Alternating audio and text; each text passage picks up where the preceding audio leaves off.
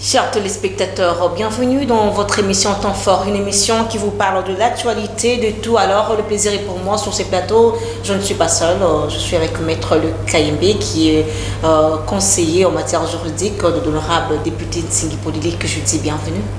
Bonjour Madame Dodo et merci beaucoup pour l'invitation. Vous allez bien? Oui, ça va très bien. Le rythme de Kinshasa et de la République démocratique du Congo, comme d'habitude. Voilà, Maître, avec vous, nous allons parler sur la loi, ce que les Congolais disent, la congolité, déposée par l'honorable député Nsingi Podili à l'Assemblée nationale. Directement, je m'attaque. Le député national Nsingi Podili a déposé à l'Assemblée nationale le texte d'un projet de loi intitulé « La proposition de loi modifiant et complétant la loi numéro 04/024 du 12 novembre 2004 relative à la nationalité congolaise dont Noël Tchani, candidat manœuvre à la présidentielle de 2018, est l'auteur, qui veut interdire l'accession à la magistrature suprême et à d'autres fonctions régaliennes à toute personne née d'un parent qui ne serait pas congolais. Alors pourquoi soutient-il cette loi? Quels seraient ses intérêts, qui est une initiative dangereuse pour notre pays? Voilà, et surtout sans embrasser de nombreuses populations frontalières. Oui, madame, vous posez plusieurs questions à la fois. Non, c'est une question. C'est juste, j'ai commencé par le recap. Effectivement. Pour que les gens comprennent. Juste. Parce que la plupart des Congolais disent c'est la congolité. En principe, ce n'est pas la congolité, c'est la loi modifiant et complétant.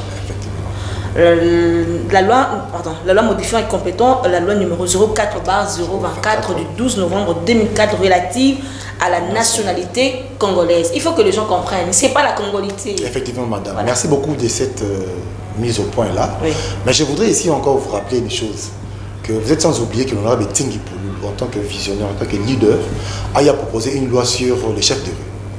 Et aujourd'hui, dans notre pays, il y a cette dette-là, qui est née des accords de Sun City de Lusaka, où on devait parler de la nationalité et de l'identification des Congolais qui n'a jamais été faite. Depuis Lusaka jusqu'à ce jour. Vous vous souvenez qu'en 2006, il y a un parti politique qui n'est pas allé aux élections, parce qu'on n'a pas identifié les Congolais. Mais devons-nous rester ainsi? Puisqu'aujourd'hui, nous parlons de l'identification des Congolais. Ouais. Et qu'il y a des chefs de rue qui ont été réduits. À travers cette proposition de loi-là, les chefs de rue, il a vu que l'honorable Tchani avait réfléchi sur la question. Les personnes mieux placées à pouvoir identifier les Congolais, ce sont les chefs de rue, les chefs de quartier. Ainsi, il s'est rapproché de l'honorable Tchani. Il n'y a pas d'intérêt. L'intérêt, c'est la souveraineté du Congo, l'État congolais. C'est vrai, au bout de son temps, il a eu à trouver ça dangereux parce qu'à côté de lui, il s'était mis à côté de lui des personnes qui n'étaient pas des Congolais et des personnes qui avaient d'autres nationalités ou bien qui étaient des pères ou des mères congolais.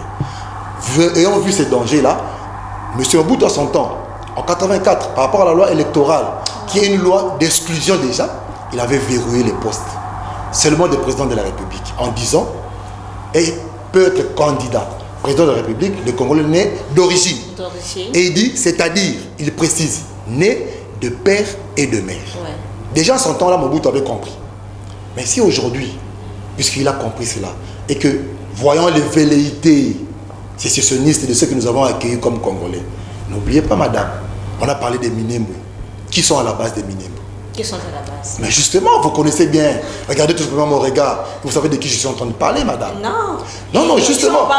C'est-à-dire qu'il y a un groupe de Congolais. Excusez-moi, madame. Oui. Il y a un groupe de Congolais qui sont arrivés avec le directeur du cabinet de Mobutu à l'époque. 74, 69, 74. Dissegui Mana.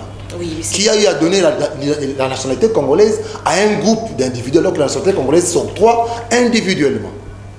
Vous connaissez, nous sommes passés par plusieurs guerres ici.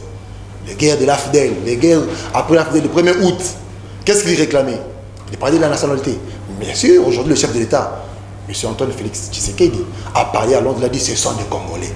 Mais puisqu'ils sont Congolais, c'est bien beau, nous les acceptons comme Congolais. Ouais. C'est là où nous devons aussi maintenant verrouiller. On vous accepte comme Congolais, mais voici vos limites. Donc, madame, ici, l'importance ou la nécessité de pouvoir apporter cette loi-là, c'est tout simplement la vision lointaine. Demain, qu'est-ce que nos Congolais, nos fils, nos enfants vont dire qu'avant nous laisser? Lorsqu'on vous dit déjà que le sous-sol congolais est bradé.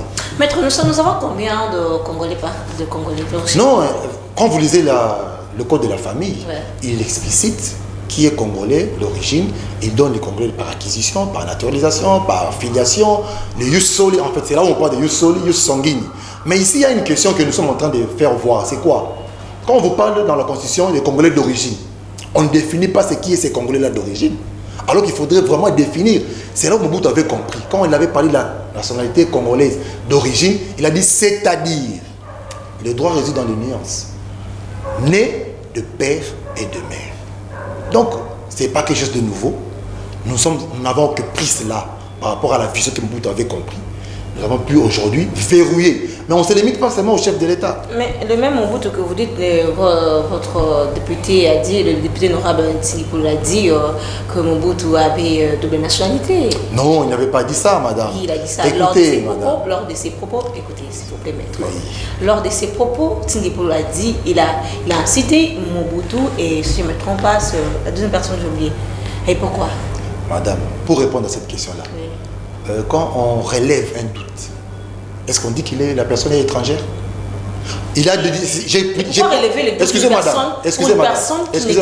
C'était une question qui venait du journaliste. Il dit, mais il y a des Congolais de père et de mère. Il a dit par exemple qu'ils ont cité Mobutu de mère. Il a simplement relevé. Sa maman née en 1928, lui né en 1930. Comment est-ce qu'un maman peut avoir une différence de 2 ans avec son enfant? Ça existe? C'est un doute. Ah, donc il avait 2 ans qu'elle avait conçu. Elle avait 2 ans. C'est-à-dire que c'est un doute. Mais cela ne voudrait pas dire que parce qu'il a relevé un doute, qu'il dit qu'ils ne sont pas Congolais, des pères ou des mères. Maître Luc Tsingipulu a fait savoir que cette proposition de loi est la réponse à la question qui taraude dans plusieurs esprits sur la double nationalité. À qui a-t-il visé? Non, vous savez, aujourd'hui, moi je me souviens de paroles de feu Etienne Tshisekedi Mulumba, le Sphinx. Il a dit que il y a plusieurs autorités congolaises qui ont déjà une double nationalité. Ouais.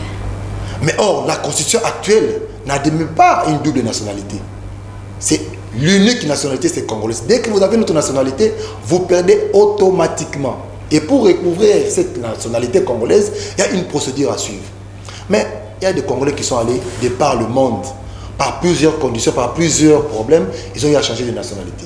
C'est une expertise qu'ils ont acquis. Est-ce qu'aujourd'hui, devons-nous laisser ces cas-là comme ça pendant? Parce que c'est un cas. Quand je dis un cas, de tous ces Congolais-là, je prends un exemple.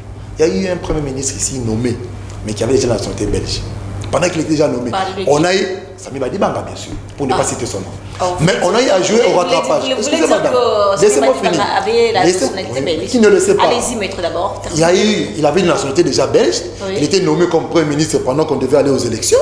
On a eu à jouer au rattrapage pour lui permettre de respecter la procédure de recouvrir la nationalité congolaise. Mais non, au lieu de passer par cette procédure qui est parfois aussi lourde, on s'est dit non, optons pour l'irrévocabilité de la nationalité congolaise. C'est-à-dire, vous voulez dire quoi? C'est-à-dire qu'un Congolais qui voudrait avoir une autre nationalité, il va avoir cette autre nationalité sans pouvoir perdre la nationalité congolaise. Il peut avoir 3, 4 nationalités. Aujourd'hui, ça vient régler beaucoup de problèmes par rapport à nos autorités. Il y a beaucoup de députés nationaux qui viennent de l'extérieur, qui sont dans le gouvernement, qui ont cette double nationalité. Souvenez-vous à l'époque, l'honorable Kamere, le président, il avait donné un moratoire. Parce qu'on avait compris que même dans l'Assemblée nationale, il y avait ceux-là qui avaient acquis notre nationalité, mais qui sont retrouvés députés nationaux. Souvenez-vous encore, madame, il y a un député qui est allé au Rwanda, arrêté, poursuivi. Lorsque nous sommes allés le réclamer, voyez un peu comment est-ce que nous sommes on se moque de Congolais. On va chercher un député qu'on dit Congolais, le Rwanda vous dit non, c'est un Rwandais. Alors que nous savons qu'au Congo, on ne peut pas avoir une double nationalité. Donc voilà un peu tant de problèmes, tant de cas pour lesquels il est important aujourd'hui que ces 2 propositions-là, c'est-à-dire que modifions la Constitution dans certaines de ses dispositions, ainsi que la loi sur la nationalité, permettra à ces Congolais-là qui veulent obtenir notre nationalité de pouvoir ne pas rejeter la nationalité congolaise. Maître, cette loi, voulez-vous amender ou bien reviser la Constitution? Parce que qui dit l'article 220 de la Constitution? Non, madame, il y a ceci. La modification de cette loi sur la nationalité nous conduit directement à la modification des dispositions liées à la nationalité. Non, vous n'avez pas encore répondu à ma question. Je réponds à votre question. Quand vous me parlez de l'article 220, faisons lecture de l'article 220.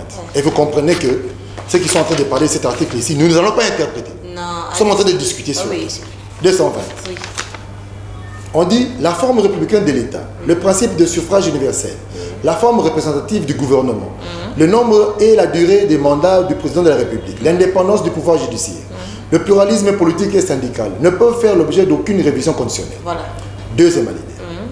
Est formellement interdite toute révision constitutionnelle ayant pour objet ou pour effet de réduire les droits et les libertés de la personne ou de réduire les prérogatives des provinces et des entités territoriales décentralisées. Madame, en quoi est-ce que nous avons réduit avec cette proposition?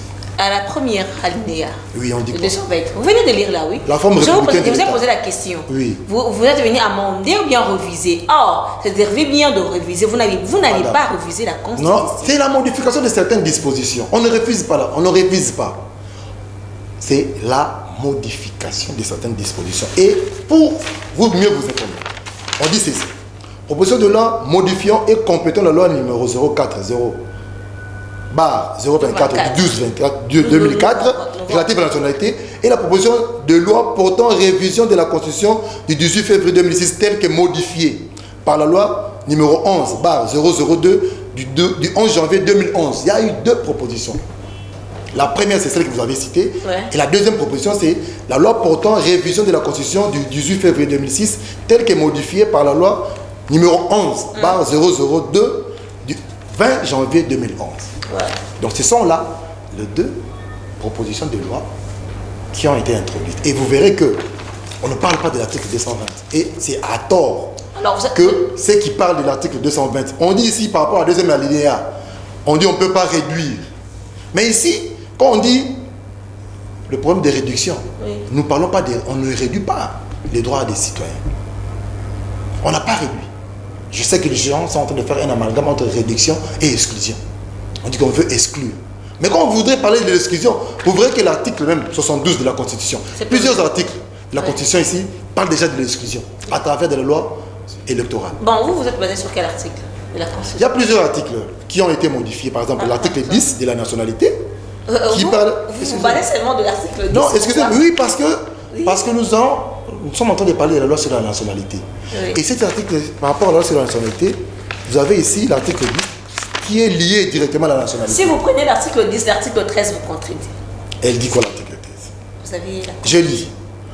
Aucun Congolais ne peut, en matière d'éducation et d'accès aux fonctions publiques, ni en aucune autre matière, faire l'objet d'une mesure discriminatoire, qu'elle résulte de la loi ou d'un acte d'exclusion, en raison de sa religion, de son origine familiale, de sa condition sociale, de sa résidence, de ses opinions ou de ses convictions politiques, de son appartenance à une race, à une ethnie, à une tribu, à une minorité culturelle linguistique. Qu'est-ce que dit l'article 10? L'article 10 dit ceci. La nationalité congolaise est une et exclusive. C'est déjà un problème. On ne peut pas avoir une autre nationalité tout en étant une et exclusive. Elle ne peut être détenue concurremment avec une autre. C'est déjà un problème par rapport à notre proposition. C'est ainsi qu'il faudrait modifier cet article. Maître, interrogé Nsigi Pouloulou a affirmé que cette proposition soutenue par plus de 215 députés nationaux, parmi lesquels des membres d'ensemble par la République de Moïse Katumbi, contre qui la loi serait confectionnée. Alors, si je peux comprendre, il a des contingences contre Moïse Katumbi, et pourquoi seulement parler de lui? Non, madame, vous voyez, la proposition, la loi, elle doit être impersonnelle. C'est-à-dire? Il est quand même... On ne peut pas citer, on ne peut pas viser une personne dans une loi. Et dans cette proposition de loi-là, qui a été réfléchie par Noël Tchani, portée par l'honorable Nsigi Pouloulou, est-ce qu'on a cité les noms d'une personne? Non, la loi, on n'a pas cité les noms de personnes. Alors, mais pourquoi lui porter? Mais quand vous dites qu'on y rassure qu'avec quelques membres d'ensemble, J'en viens. Donc, il a la confirmation. J'en viens, madame. C'est-à-dire que c'est au niveau de l'Assemblée nationale, le temple de la démocratie. Voyons voir si ça va passer ou pas. Non, c'est en ce moment-là. Avant d'y arriver, je dis ceci. Êtes-vous sûr que quelques membres... Je suis d'accord avec vous. Quand vous dites ça, êtes-vous sûr qu'il n'y a pas des membres d'ensemble qui soutiennent cette loi-là? Êtes-vous sûr? Parce qu'aujourd'hui... Non, c'est à vous de nous préciser. Justement, s'il a dit, c'est qu'il connaît de quoi est-ce qu'il a entendu parler. Parce que c'est un député national, il est de l'Assemblée nationale. Entre eux, en tant que collègues au niveau de l'Assemblée nationale, ils se parlent, ils se disent. Parce que vous devez savoir une chose aujourd'hui, le chef d'État d'ailleurs l'a rappelé qu'il ne faudrait pas qu'il y ait des mots d'ordre des autorités morales. Nous ne sommes plus à cette époque-là où les autorités morales doivent donner des mots d'ordre au niveau de l'Assemblée nationale. C'est-à-dire qu'il y a la liberté de penser de ces députés nationaux-là qui a reçu mandat en vertu de l'article 122 de pouvoir légiférer. Et il y aura un débat, s'il doit y avoir, si ça va être aligné. Il y aura un débat, les gens vont pouvoir apporter leurs modifications. Il y aura un débat au niveau de l'Assemblée nationale. C'est à ce moment-là qu'on saura si, effectivement, c'est faux ou c'est vrai. Que les députés d'ensemble ne sont pas ou ils sont avec cette loi-là. Donc, à ce jour, commencer à poser cette question-là, si c'est vrai ou faux, attendons voir si ça va passer au niveau du débat. On pourra en tirer des conclusions. Non, mais avant d'attendre, vous êtes là, vous êtes mieux placé. Mais l'honneur Betting en a parlé. Alors, pourquoi est-ce que ça doit poser problème? Parce qu'il sait que peut-être qu'il a échangé avec certains d'entre eux et ils ont donné leur position. Voilà un peu, madame, ce que je peux répondre par rapport à ça. Voilà, comme je venais de lire, maître, est-ce que cette loi est en conformité avec la Constitution, les conventions et les traités signés par la RDC à l'extérieur? Effectivement, madame. Parce que je vous ai dit que, par rapport à la Constitution, je vous ai cité qu'il y a une proposition modifiant la loi 11/02 du 6, ce que je venais de dire tout à l'heure. Numéro 11/02 du 20 janvier 2011. C'est-à-dire que cette proposition de loi-là va pousser à modifier certains articles de la Constitution, certaines modifications. Donc, ça sera, c'est-à-dire que c'est pour être en conformité avec la Constitution, effectivement, qu'on ne peut jamais toucher à la loi sur la nationalité sans pouvoir... Vous savez, la nationalité est liée à la souveraineté, à la question de la souveraineté. Donc, ce qui fait que, par rapport à cette question-là, étant donné que c'est ces chapitres-là qui concernent la souveraineté, où on parle de la nationalité, c'est tout à fait normal que nous puissions toucher à certains articles qui ne sont pas les articles intangibles. Une question pertinente plutôt. Est-ce que le chef de l'État fait ce qu'il dit derrière Tsing Pouloulou? Mais madame, je pense que à suivre aujourd'hui plusieurs intervenants sur la question, vous verrez que derrière le chef de l'État avait donné sa position. Mais le chef de l'État n'a pas interdit à un député de pouvoir réfléchir et de pouvoir proposer. C'est là où nous disons ceci, que les gens puissent arrêter avec les menaces. L'honorable Tsing Pouloulou a une certaine vision pour le Congo, pas d'aujourd'hui, de demain, après 20 ans. Qu'est-ce que nous allons léguer à nos Congolais? C'est ainsi qu'il a voulu à ce que la souveraineté du Congo puisse demeurer à jamais. Parler du chef de l'État, qu'il est derrière l'honorable Tsing Pouloulou, je n'en suis pas sûr. C'est un député libre d'esprit. Vous savez comment il s'appelle? On a Tsing Pouloulou, Pichou cerveau. C'est-à-dire que le cerveau, la crème, la raison. Donc allons de l'avant. S'il y a des propositions, arrêtez avec des menaces. Ceux qui ont menacé, même avant même que l'honorable puisse venir avec leurs propositions, vous avez eu certains députés qui avaient menacé. On va manger, on va bouffer celui qui va venir avec cette proposition. Mais puisqu'il a réfléchi, il a trouvé que non, la souveraineté du Congo est en danger. Il a été corrompu par Noël Tsing. Bon, je ne sais pas, qu'est-ce que vous dites par corruption? Vous savez, au niveau de l'Assemblée nationale, paix à son âme, l'honorable Lokondo avait toujours appelé l'honorable Tsing disciplinaire. C'était pas pour rien. C'est-à-dire que la corruption, je ne vois jamais une personne qui est disciplinée, qui a sa raison. Vous pensez qu'une personne corrompue viendra dire en plein air, je suis bon, c'est lui qui dit qu'il est corrompu, c'est lui qui allègue le fait de pouvoir le prouver. Si vous dites qu'il a corrompu, comment est-ce qu'il a corrompu? Vous avez des preuves, c'est lui qui dit qu'il a corrompu. Vous êtes là pour le dire. Et justement, je suis en train de vous démontrer que l'honorable Tsing, je suis parti de la loi sur les chefs de rue, qui demande à ce que le Congo soit identifié, c'est la dette de l'accord de Lusaka. Il y avait le problème de la nationalité et le problème de l'identification des Congolais. En 2006, il y a un parti politique qui n'est pas allé aux élections, tout simplement parce qu'on n'a pas fait l'identification des Congolais. Aujourd'hui, on parle de l'identification des Congolais. Donc il est important que le chef de rue puisse passer à l'action à travers l'ONIP. Parce que si le chef de rue, ça peut se faire en moins de 3 mois. Identifier le Congolais à travers les chefs de rue, les chefs de quartier. Ça demandera le budget. Est-ce qu'on a vraiment le budget suffisant? Madame, bon, hein? On a vraiment le budget suffisant. Vous savez, ces discours-là, en 2000, lorsque les dernières élections, on en parlait, mais curieusement, les gens pensaient qu'il n'y avait pas de moyens, et on a eu des moyens, nous sommes allés aux élections.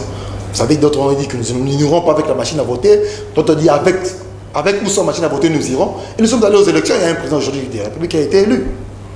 Voilà, mais non, mais lancer au recensement l'identification de la population, ça va prendre un budget. Oui, c'est un budget qui sera couvert, comme aussi ça a été couvert. Est-ce que vous savez que les moyens ne manquent pas au Congo? Pensez-vous qu'il y aura des élections? Pardon? Êtes-vous sûr qu'il y aura des élections? Mais pourquoi pas, madame? On vous réaffirme que d'ailleurs là, les élections du président de la CENI, bien que ça pose petit problème d'incompréhension, qui est souvent mal perçu, moi je pense que les chefs de confession religieuse, qui sont épris de l'Esprit Saint, comme ils le disent souvent, entre guillemets. Maître, vous ne pensez pas que si cette loi sera peut-être aujourd'hui adoptée à l'Assemblée nationale, vous ne savez pas que le Katanga, c'est une division entre nous, les Katanga, je peux citer aussi Moïse Katumbi.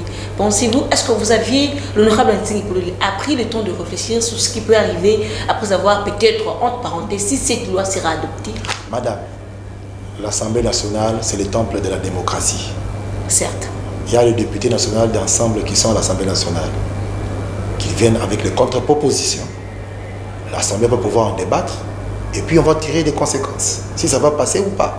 Mais à ces jours, commencer à pointer, à doiter du doigt l'honorable Ntsingi Pouloulou, d'ailleurs c'est à tort, même Dr Tchani qui sont en train de le faire, ils sont à l'Assemblée nationale. Non, parce qu'il n'a pas de meilleurs propos, l'honorable Ntsingi Pouloulou. On ne doit pas de doigt de quelqu'un comme ça sans... Quels sont ses propos? Est-ce qu'il avait cité le nom? Vous le savez, non. Vous le savez, alors, maître. Vous le savez. Quel propos a-t-il tenu qui a blessé? Bon, si ce sont des propos qui ont blessé, mais venez au débat. Mais pourquoi vous menacez? Pourquoi menacer même la vie de nos Est-il menacé?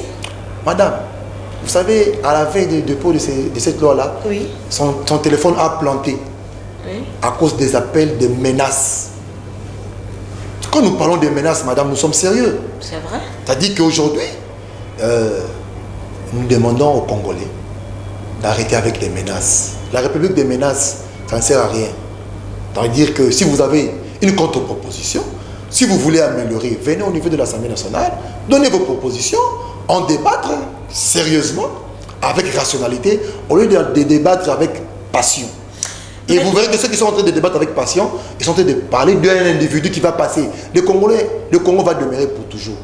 Cet individu-là va passer, l'honorable Ntsingi va passer. Mais que diront les Congolais de demain, de ce que nous avons fait d'aujourd'hui?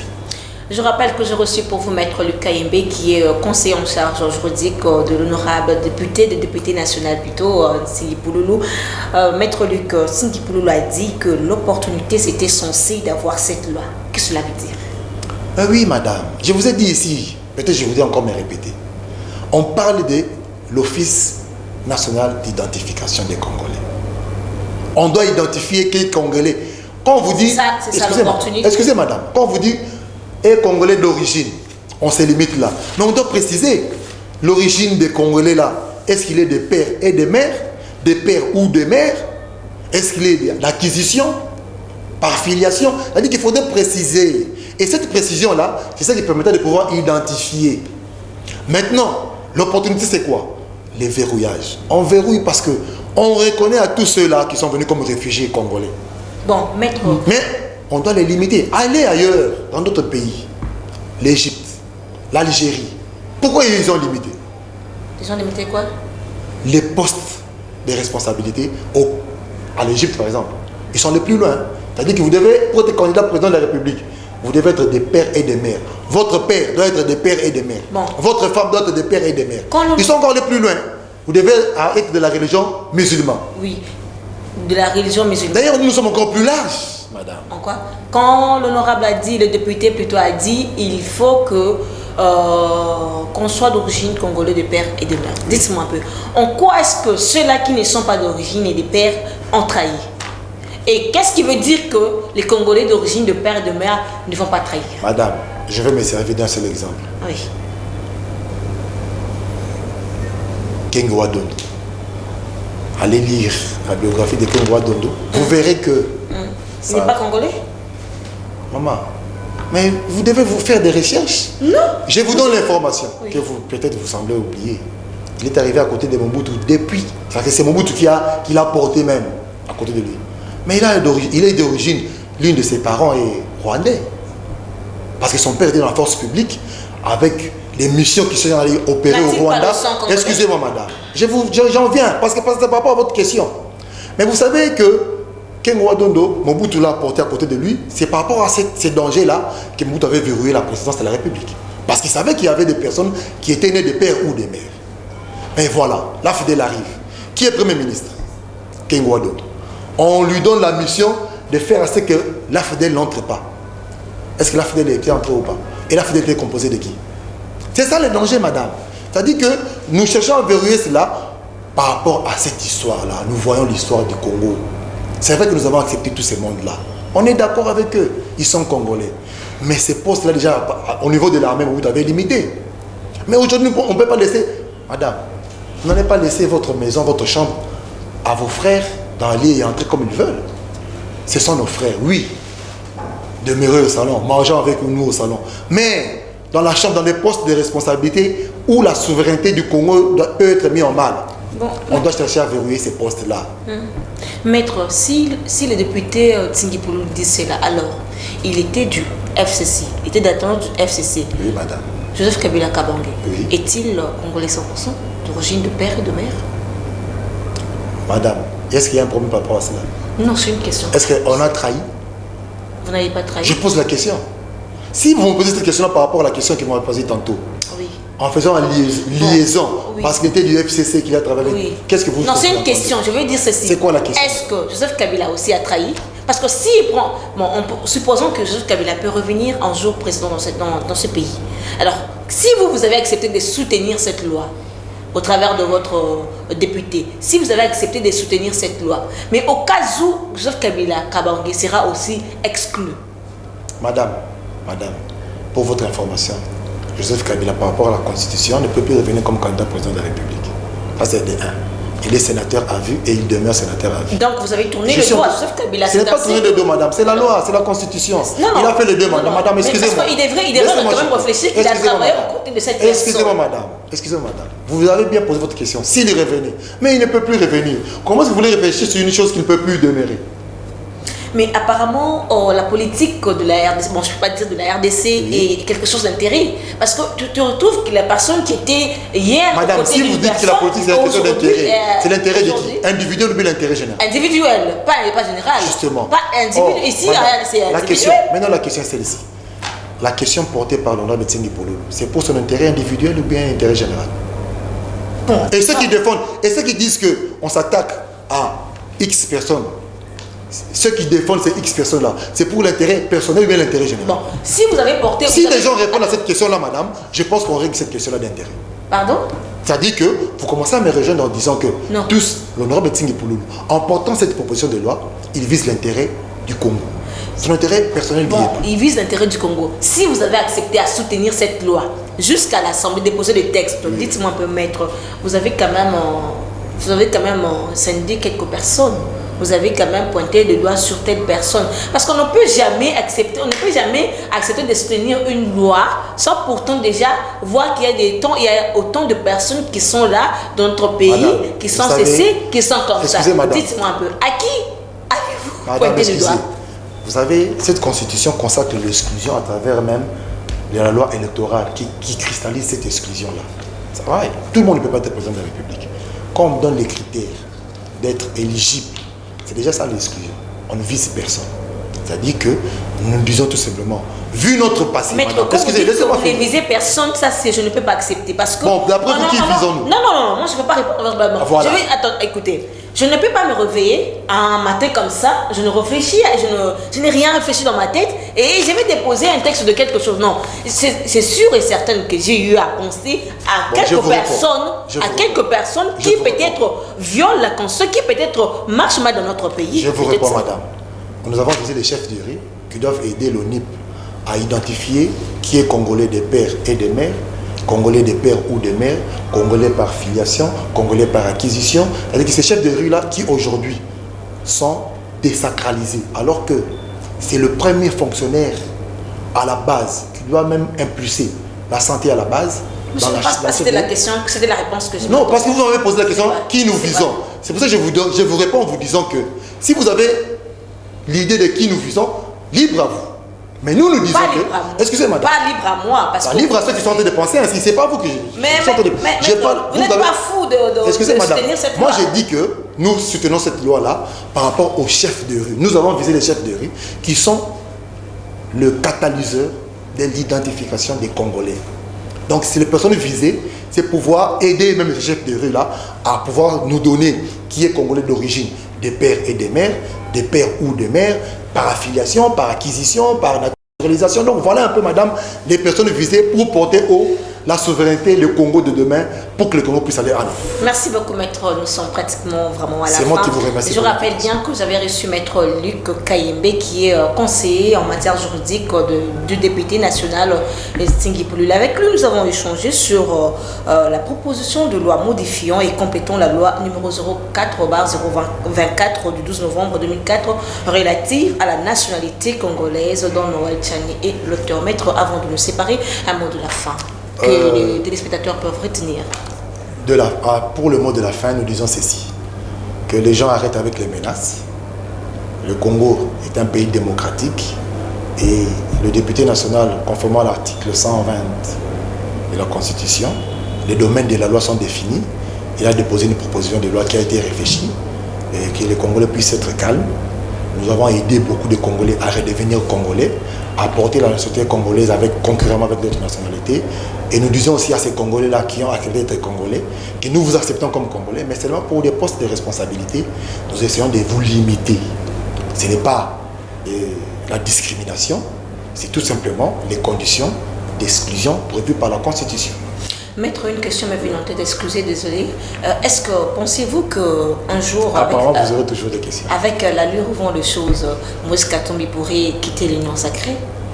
Bon, écoutez, c'est un acteur politique, il a la liberté de penser. Bon, je cite trop son nom parce que je pense que, bon, parmi la classe politique, c'est son parti qui réagit à beaucoup. Alors, pensez-vous qu'il pourra quitter l'Union sacrée? Vous savez que quand une personne réagit, peut-être c'est cette personne-là qui se sent mauvais, qui doit se moucher. Peut-être qu'il est en train de se moucher, mais nous n'avons cité personne. Il est tout à fait libre d'appartenir à un groupe politique, d'y adhérer et de quitter comme il voudra. Mais moi, je pense que la raison, la rationalité voudra c'est que nous puissions voir le grand Congo au loin.